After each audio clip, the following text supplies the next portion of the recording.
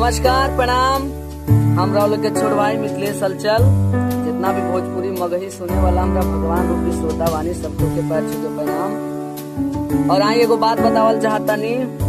बहुत खुशी के बात बा कि आज हमार प्रिय मित्र बड़े भाई सोनू संगम जी का एक चैनल ओपनिंग हुआ है। उस चैनल का नाम है जय माँ उर्मिला फिल्म्स प्रोडक्शन हाउस। तो आप लोग से विनती बा, निहोरा बा कि आप लोग वो चैनल को आप लोग सब्सक्राइब करें, लाइक कमेंट, और चैनल को हर गाना आने वाले को शेयर करें और हमारे भाई को सपोर्ट करें आप लोग। तो बस आपसे यही विनती है कि आप लोग चैनल को सब्सक्राइब कीजिएगा, लाइक कमेंट कीजिएगा, शेयर कीजिएगा और अपने भाई को आशीर्वाद दीजिएगा। जय